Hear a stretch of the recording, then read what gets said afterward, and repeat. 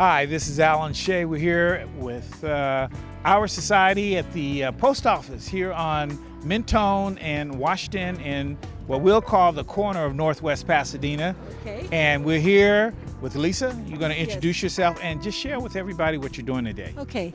My name is Lisa Novick, and I'm from the Theodore Payne Foundation for Wildflowers and Native Plants. We are here at the Jackie Robinson branch of the U.S. Postal Service to put in a native plant garden.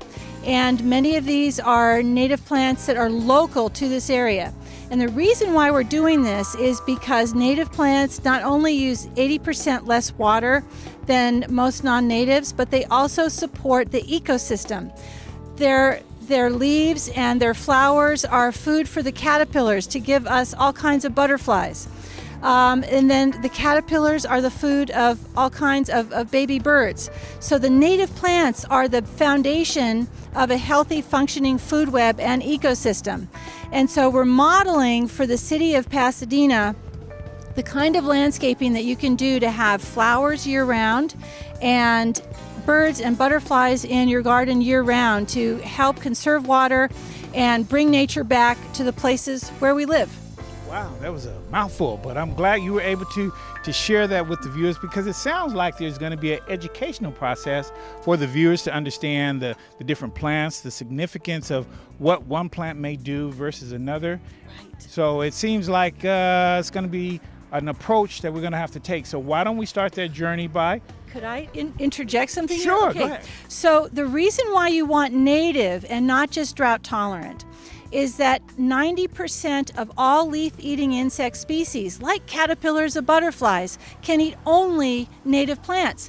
So without natives, you don't have 9 out of 10 species of butterflies, and without caterpillars, our baby birds starve. So that's why you need not just drought-tolerant, different species of butterflies, but you rarely see them anymore because people have forgotten that without the food plant for the caterpillars, we won't have those butterflies. So we're trying to educate the people of Pasadena about what to plant to bring butterflies back to where we live, to support birds, give us all the pollinators we need, and then natural pest control for birds. And so let me just show you something really quickly. So this is a book called An Introduction to the Butterflies of Southern California by Fred Heath. This is an awesome book. It tells you 89 of the butterfly species of Southern California and gives you the caterpillar food plant and the nectar plant for the adult. So this is the book. If you want to create a butterfly garden, this is it, because it tells you what you need to support the entire life cycle. Wow, that is great. Why don't you share with the viewers while you're dealing with the butterflies, and I see you have another book behind you. Tell them really the balance of our ecosystem if we don't find a way to make these transitions, especially in the drought that we're experiencing here in California. Well, everyone knows we're in a water crisis, but we're also in an extinction crisis. And since 1970, the world has lost 52% of its wild vertebrate animals. That means fish, birds, the mammals, amphibians, and reptiles. So 52% gone in 50 years. So we need to turn the ship. We need to do something different, because just having nature out in little parks and nature preserves is not enough. We have to bring nature home right here to where we live. So instead of planting, say for instance, this crepe myrtle tree, which is from Southeast Asia, and doesn't support the leaf-eating insects, we need to plant a native redbud, which we have in the new native garden. Gives you bright pink flowers just like this. It's the same height and width, but it's native, so it's going to support a whole little ecosystem of its own. Whereas this thing just sits there and sucks up water and feeds virtually nothing. Wow. So are we going to say that this is going to be what we need to do to have a climate action plan? Is that what we want to say? Yes, because the reason why you want to do native, not only for support of the ecosystem, is for using 80% less water. And that affects our climate because we use 20% of our energy to move water and treat it around the state. So if we use 80% less water on our gardens, that reduces the amount of energy that we're using that goes into the air as emissions. Because in the state of California, we burn 100 million gallons of diesel fuel every year to pump water around the state. And all that's bad stuff into our air, which makes the climate change worse. So by using less water, you have less emissions, you create a healthy environment. Hi, we're back, and we have another one of the sponsors here today. His name is Nick. He is one of our, I would say, constituents within the Northwest area at Hahamanga, and he's going to share with us some of the plants, the need for these types of plants, and really educate us to really why such plants were selected for this particular location. So what we do at the nursery is we emphasize local genetics, so plants that are local to our area, especially the arroyo seco. As you know, the arroyo seco is, a vast area. It needs protection, needs stewardship, and it needs, its plants to be conserved.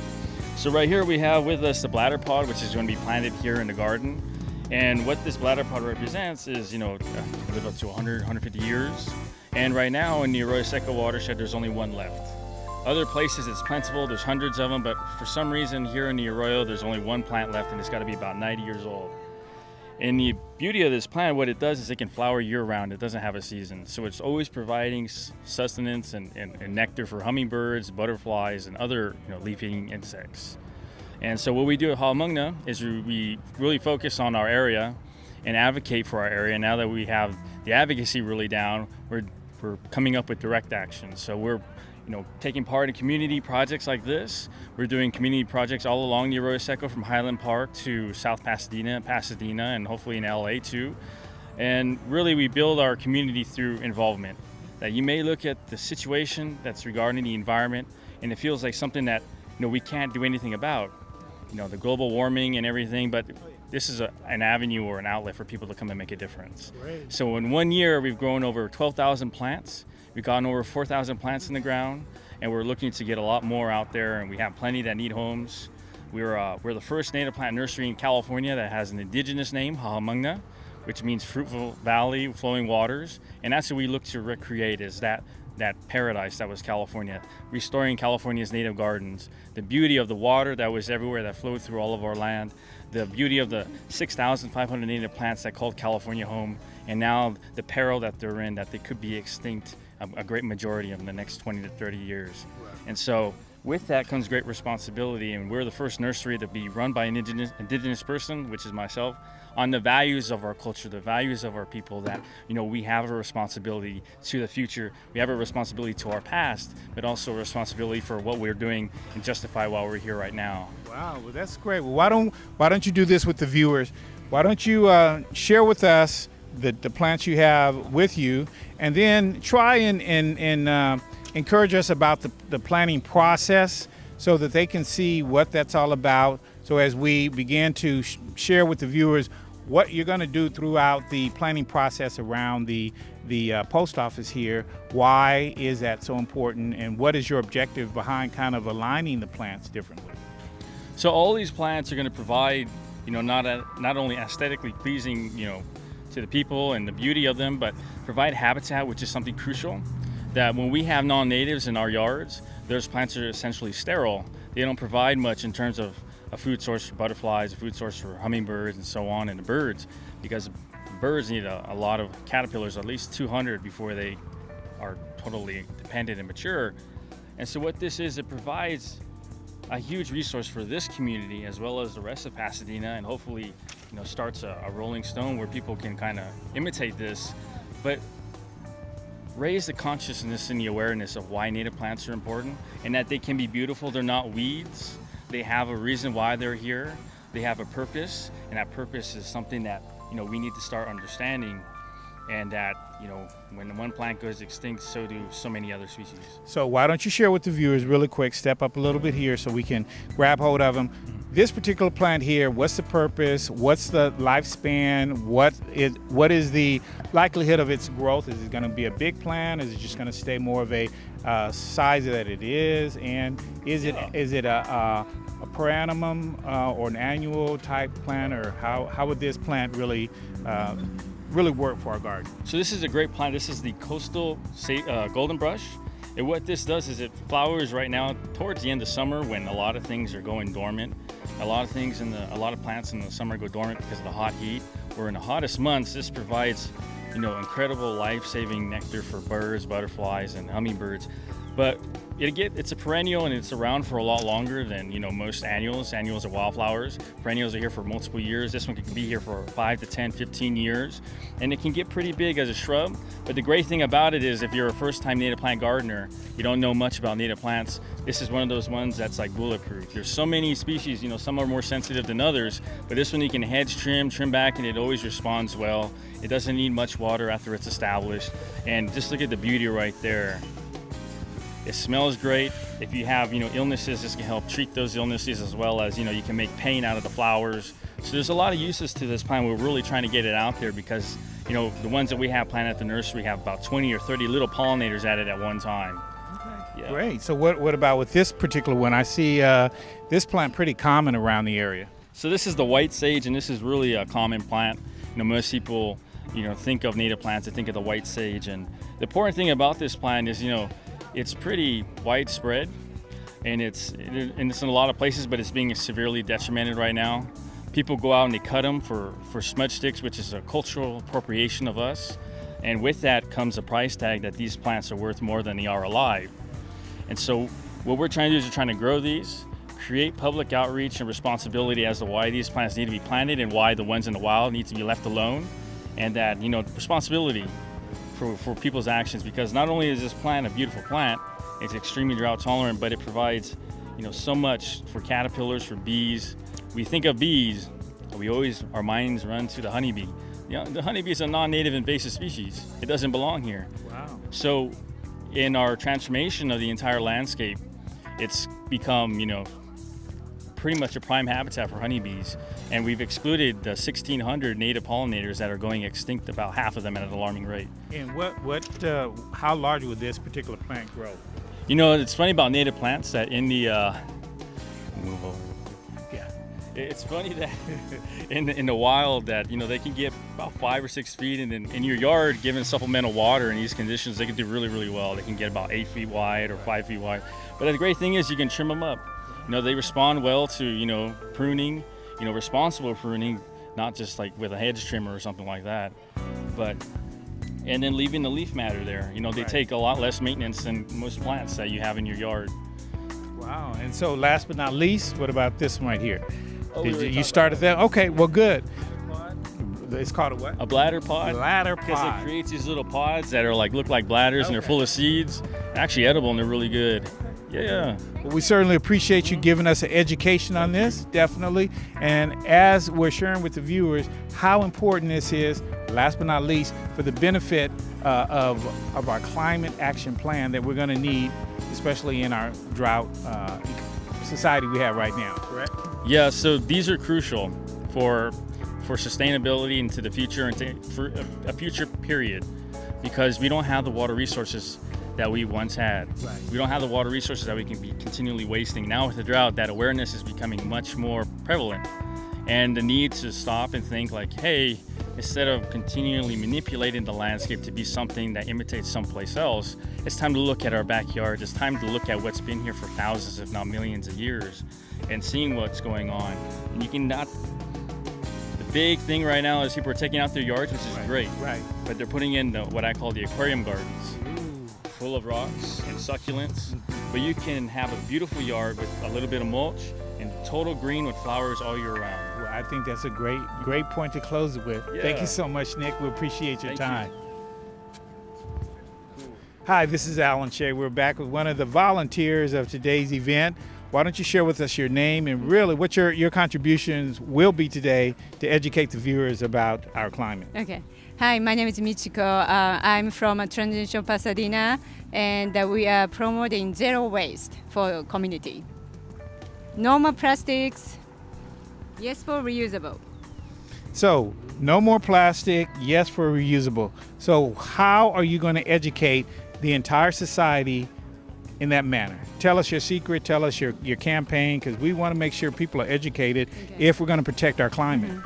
Yes, so I'm I'm just, not preaching, but I want to show good example.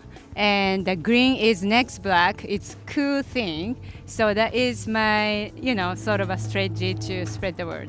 Okay, well, good. So how did you find yourself involved with today's event? Did you contact them? Were you notified by the organizers? Why don't you share with the viewers how did you get involved? Well, first of all, I really wanted to do something, but by myself, it was really, I couldn't make a lot of stuff. So locally, Transition Pasadena is really known. So I contacted one of the members, and we actually started from a styrofoam ban in Pasadena, and that is a good to go campaign. And now it is done, and it's good to go. And the next would be a plastic ban, and that would be pretty soon it's gonna be done. So one by one. Wow. Well, in closing, why don't you share with the viewers, if we continue to allow these plastic containers to become congested into our system and pollute our waters and our oceans, what is that going to do to our ecosystem? Well, it is come back to us, when the sea animals gonna eat plastics, and we're gonna eat them, and it will come back to us. And in our blood system, a lot of plastics are found already. It is scientifically proved. So, we can just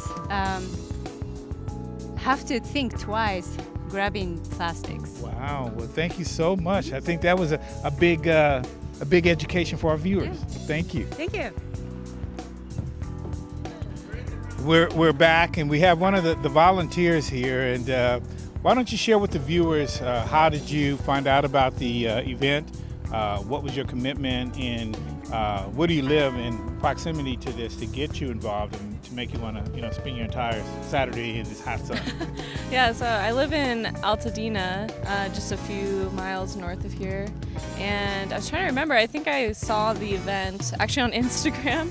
One of the organizers here, Hahamunga Nursery, they posted something about this event, I want to say a month or so ago, and then I just emailed Teresa to volunteer and been getting the updates, and yeah, just been here mostly helping with the mulching, and it's been really awesome seeing the community surrounding this sort of event. Okay. Yeah.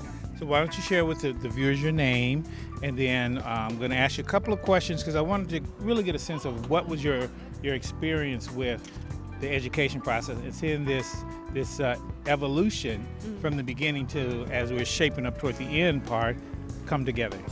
Yeah, well, my name is Christina Harrington, and the education part of this, we learned in the beginning how to plant native plants. There's a particular process for that.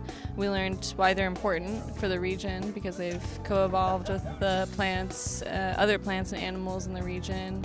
And they're good for supporting ecological diversity and creating sustainable communities, especially with climate change and species extinction occurring. And then, we just kind of got to it and started using that knowledge, applying it here in the garden, and coming together, just working together, learning from each other.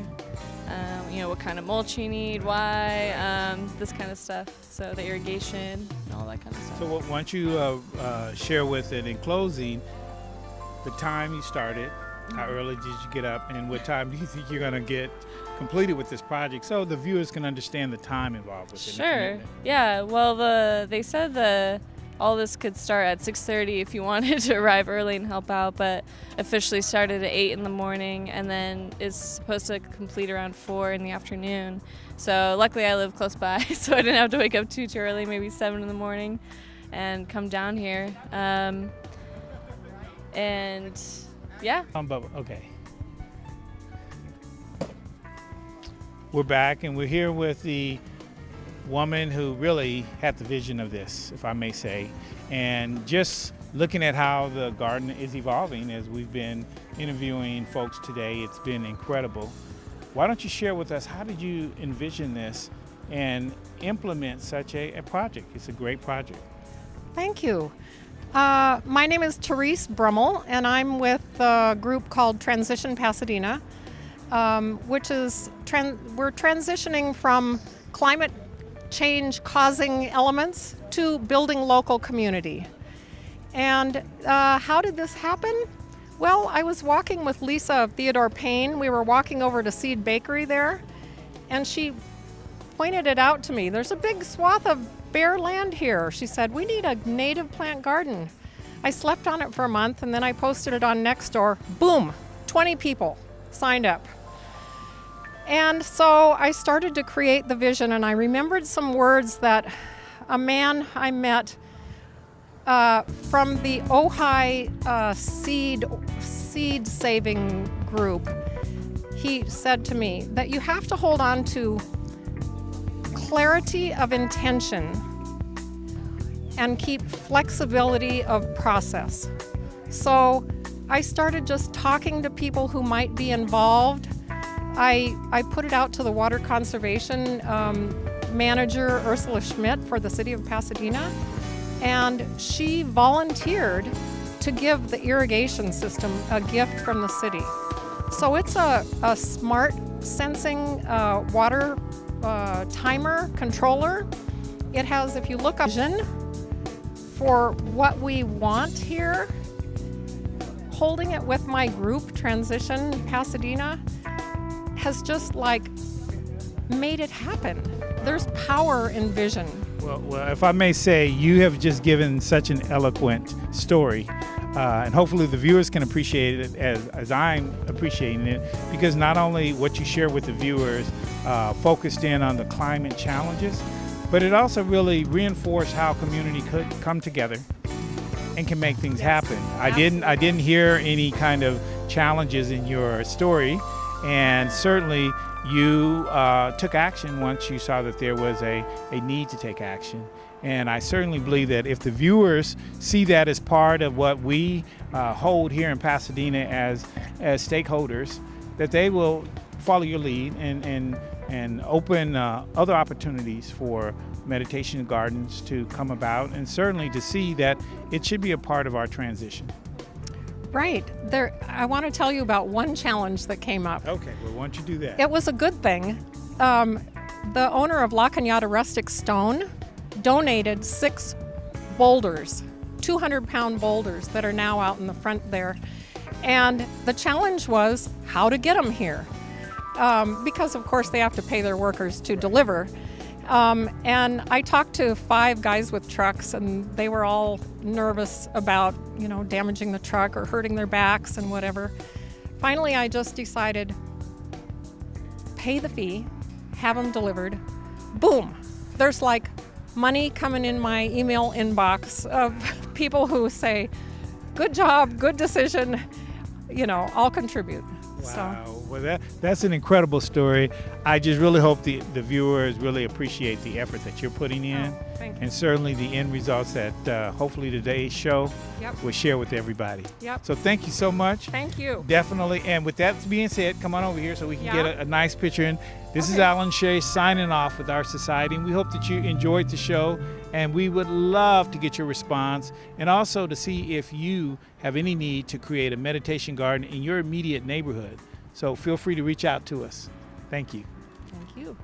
And we're back, and we're here with the city council woman of the district, that's what I will say, that's going to share with us what does this mean to your district, seeing this evolution of a beautiful transition of this post office, and the really what it's going to do for the community and our way of dealing with our ecosystem, because it's so important for the viewers to learn this. Absolutely.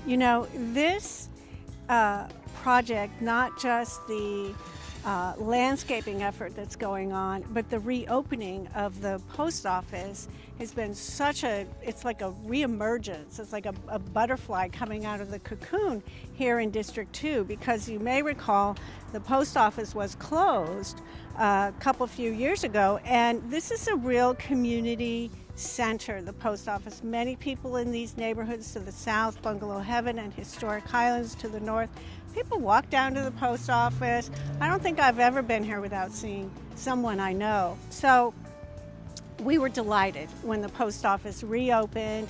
They came back here, and obviously some work needed to be done on the landscaping.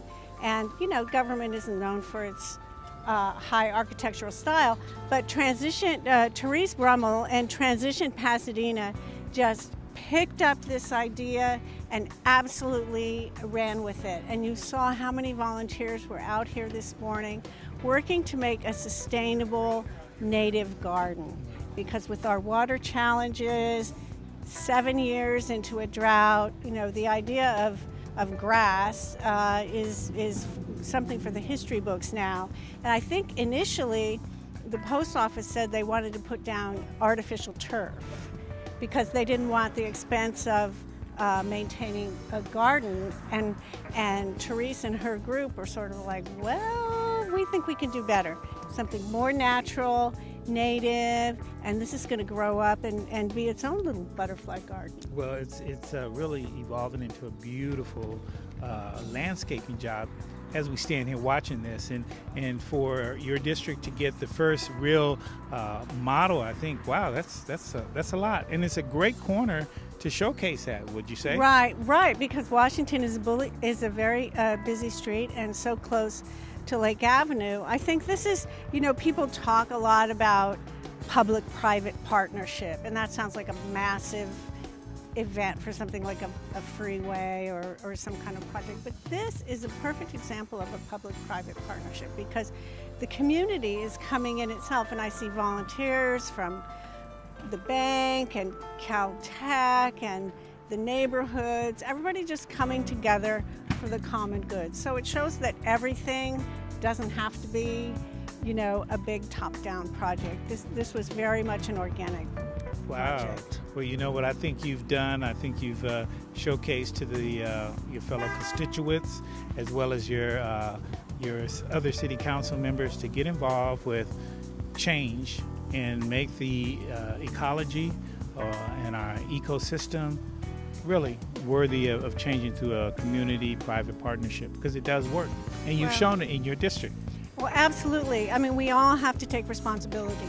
The climate change is real, and we all have to do everything we can to make sure we can sustain the planet for those who come after us. Well, we certainly appreciate Alan, you giving us great time. to see you. Well, absolutely. Yeah, And I noticed you don't have your work hat and gloves no, on. no. I'm out here for the community, and I love when we can showcase a model example here in Pasadena. And I think that this project is one of the first for Pasadena, and certainly I'm glad to be a part of the recordation of it. For others to see. Pasadena at its finest. Absolutely. Right here. Absolutely. Okay, Thank you again. Thanks again. All right. Bye-bye.